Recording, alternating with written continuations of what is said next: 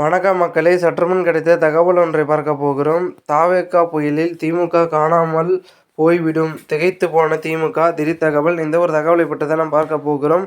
தகவலை பார்ப்பதற்கு முன்னதாக நீங்கள் நம்மளுடைய சேனலுக்கு புதிய பார்வையாளர்களாக இருந்தீர்கள் என்றால் மறக்காமல் நம்மளுடைய சேனலை சப்ஸ்கிரைப் செய்து வைத்துக் கொள்ளுங்கள் மக்களே. தற்பொழுது விஜய் ஒரு அட்டை தாஜ்மஹால் என உதயநிதி விமர்சித்ததற்கு தாவேகாவில் அருண்ராஜ் பதிலடியும் கொடுத்துள்ளார். அக்குடும்பத்தில் பிறந்த காரணத்தால்தான் உதயநிதிக்கு எந்த தகுதியுமே இல்லாமல் எம்எல்ஏ சீட் கிடைத்தது என்றும், இப்படி பேசுவதற்கு அவருக்கு எந்த தகுதியும் கிடையாது எனவும் கூறியுள்ளார். திமுக சீட்டுக்கட்டால் ஆன கோட்டை என அவர் தாவேகா மாதிரியான பெரிய புயலில் அந்த கட்சி காணாமல் போய்விடும் என்றும் தெரிவித்துள்ளார். இதனால் திமுக மற்றும் தாவேகா இடையிலான மோதல் என்பது தொடர்ந்து நீடித்துக் கொண்டிருக்கிறது.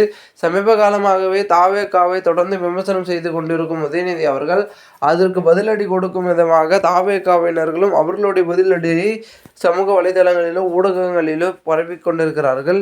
இந்த ஒரு சூழ்நிலையில் பெரும் விதத்தில் ஆதரவு யாருக்கு கிடைக்கும், யார் தேர்தலில் வெற்றி பெறப் போகிறார்கள், 2026 தேர்தலில் யாருடன் கூட்டணி அமைக்கப் போகிறார்கள், அதிமுக மற்றும் மற்ற கட்சிகள் அவர்களுடனான கூட்டணி இருக்குமா, இல்லை புதிய வரவாக இருக்கக்கூடிய புதிய கூட்டணியாக இருக்குமா அப்படின்றதையும் ஒரு எதிர்பார்ப்பில் பார்த்துட்ருக்காங்க.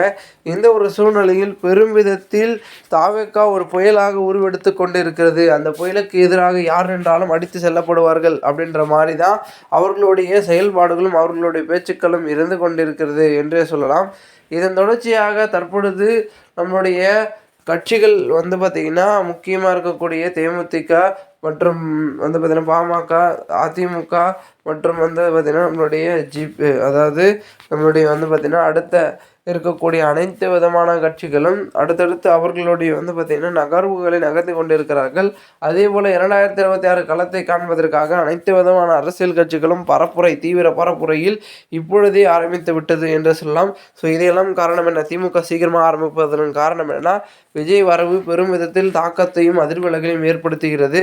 அவர் வந்தாருனாவே அவருக்கான சப்போர்ட் அதிகமாக இருக்குது. ஸோ அதெல்லாம் குறைக்கணும்னா இந்த மாதிரி பார்த்திங்கன்னா இதை எடுத்துகிட்டு வாங்க, அதை எடுத்துகிட்டு வாங்க, ஜெராக்ஸ் இல்லை, அது இல்லை, எது இல்லைன்னு அலகழிக்க வைக்கிறார்கள் என்பது இதில் மூலமாக தெரிகிறது.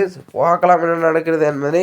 மேலும் இந்த ஒரு தகவலை குறித்த பொதுமக்கள் உங்களுடைய கருத்துக்களை கூறுங்கள். இது போன்று நீங்கள் அரசியல் சார்ந்த நிகழ்வுகளாம் தினசரி தெரிந்து கொள்ள நம்முடைய சேனலை சப்ஸ்கிரைப் செய்து வைத்துக் கொள்ளுங்கள் மக்களே. நாம் அடுத்தடுத்த வீடியோவில் சந்திக்கலாம். அதுவரை உங்களிடமிருந்து விடைபெறுகிறேன்.